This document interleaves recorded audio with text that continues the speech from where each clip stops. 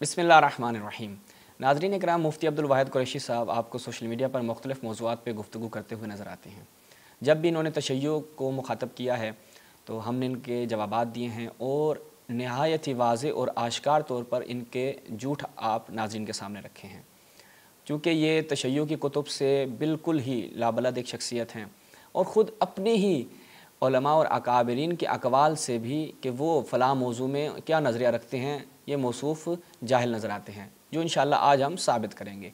जनाब ज़हरा सलामुल्लाह अलैहा के गुस्ल कफ़न का जो मामला होता है कि जिसमें जनाब अस्मा बिनत उमैस, जो आप मुख्तलिफ़ ज़ाकिरों से और ख़ुतबा से भी, जो तशय्युअ के ख़ुतबा हैं उनसे भी सुनते हैं, जो मसाइब में पढ़ते हैं, उसके ऊपर गुफ्तगू कर रहे हैं और उससे ये साबित करना चाह रहे हैं कि जनाब अस्मा बिनत उमैस जो कि गुस्ल कफ़न जनाब ज़हरा में शरीक थी, इससे ये साबित होता है कि जनाब अबू बकर इस मामले से बाखबर थे, उनको जनाजे की भी इत्तला थी, गोया कि उन्होंने शिरकत भी की। यानी ये शियों को फंसाना चाह रहे हैं और शियों से सवाल कर रहे हैं और अब हम इनकी खिदमत में हाज़िर हैं। इंशाअल्लाह ऐसा जवाब देंगे, आप ही के उलमा की ज़बानी जवाब देंगे और आपको बताएंगे कि ये जो अस्मा बिनत उमैस वाला वाक़या है, उनका शिरकत करना, ये आपके गले में एक खार की मानद है, एक हड्डी की मानद है, जिसे आप ना निगल सकते हैं ना उगल सकते हैं। इंशाअल्लाह इसके ऊपर अभी आप गुफ्तगू करेंगे। सबसे पहले चलते हैं, मुफ्ती अब्दुल वाहिद कुरैशी साहब ने जो गुफ्तगू की है उसको मुलाहज़ा फरमाएँ। पहले क्लिप को देखते हैं।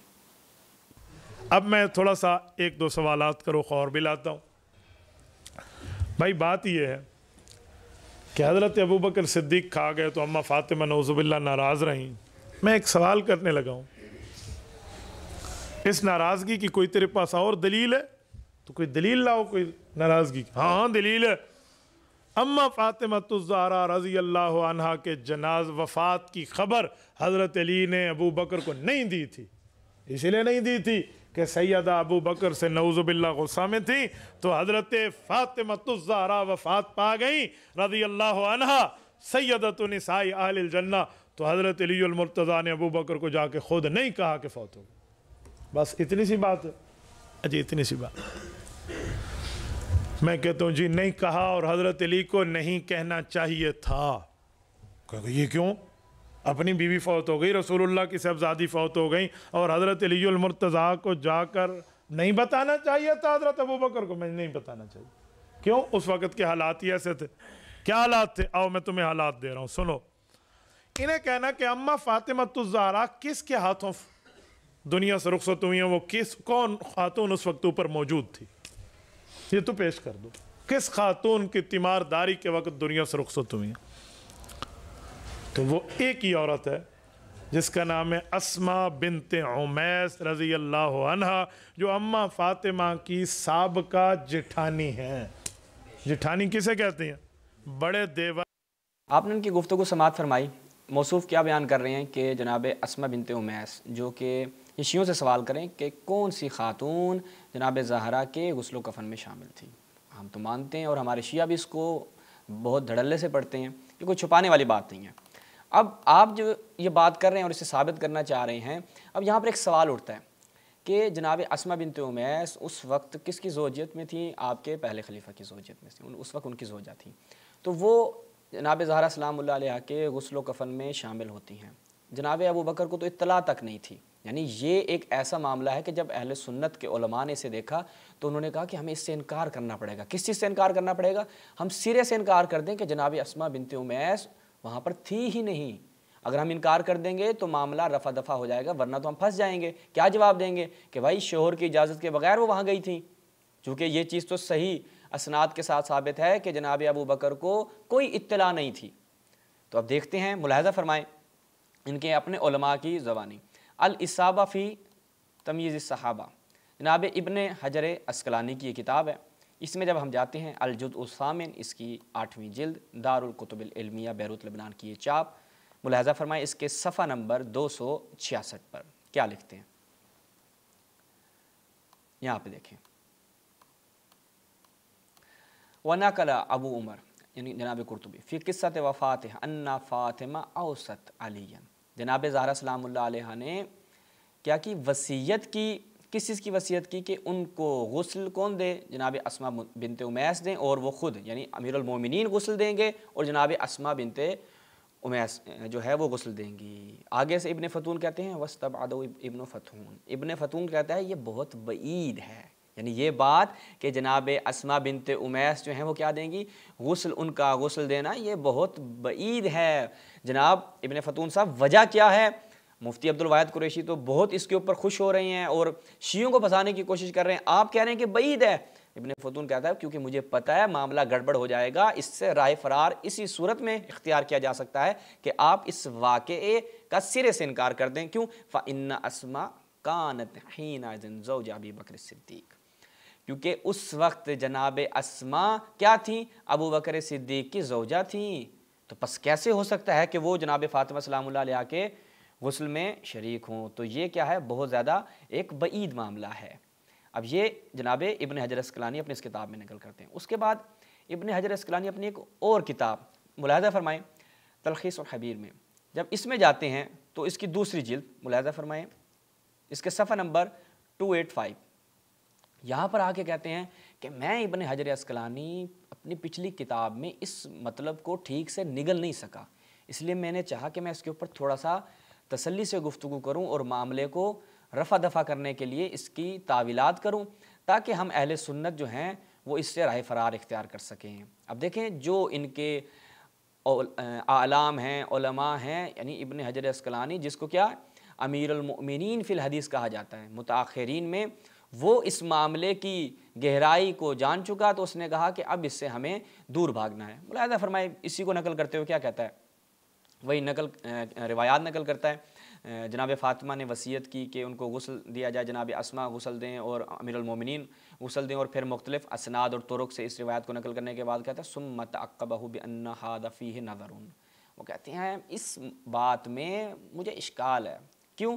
وہ کہتے ہیں لأن اسماء بنت امیس فی ھذا الوقت کانت عند ابی بکر الصدیق، اس وقت جناب اسماء بنت امیس جو ہیں وہ کس کے پاس تھیں؟ کس کی زوجیت میں تھیں؟ جناب ابو بکر کی زوجیت میں تھیں۔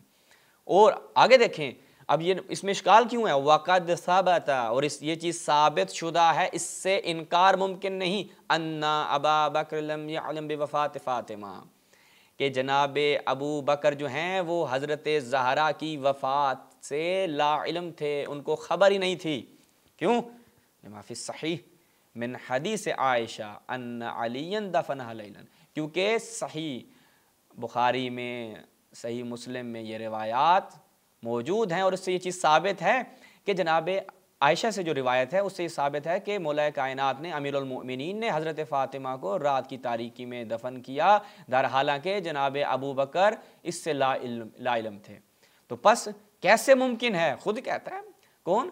جناب ابن حجر اسقلانی کہتے ہیں پس کیسے ممکن ہے کہ ان کی زوجہ یعنی حضرت ابو بکر کی زوجہ غسل دے دے اور ان کو معلوم نہ ہو؟ تو بس یہاں پہ آپ نے کیا کرنا ہے، اس سے دور بھاگنا ہے۔ تو اس سے وہ انکار کر رہے ہیں کیونکہ یہ ان کے گلے میں خار ہے، خار کی مانند ہے، کانٹے کی مانند ہے، اور اس ہڈی کو نگلا نہیں جا سکتا۔ تو اگلنے کے لیے کیا کرنا ہے، سرے سے اس واقعے کا انکار کر دینا ہے۔ تو جناب مفتی عبدالواحد قریشی صاحب شیعوں سے سوال نہیں کریں، آپ کے اپنے ہی علماء نے اس کا خود جواب دیا کہ ہم اس کو نہیں مانتے کہ جناب اسماء بنت امیس وہاں پہ موجود تھی، اس لیے سیانے بنیں اور خاموشی اختیار کریں یا پھر انکار کر دیں۔ ملاحظہ فرمائیں ایک اور یہاں پر ایک مطلب ہمیں دیکھنے کو ملتا ہے السنن الکبریٰ، جب ہم اس میں جاتے ہیں تو یہاں پر ایک بڑی زبردست روایت ہے کہ فقط یہ نہیں کہ جناب ابو بکر جو ہیں وہ لا علم تھے اور انہوں نے غسل و کفن اور ان معاملات میں تجہیز و تکفین و تدفین کے جو بھی مراحل تھے اس میں شرکت نہ کی، ان کو اطلاع نہیں تھی، بلکہ جناب عائشہ ان کو بھی اجازت نہ دی گئی۔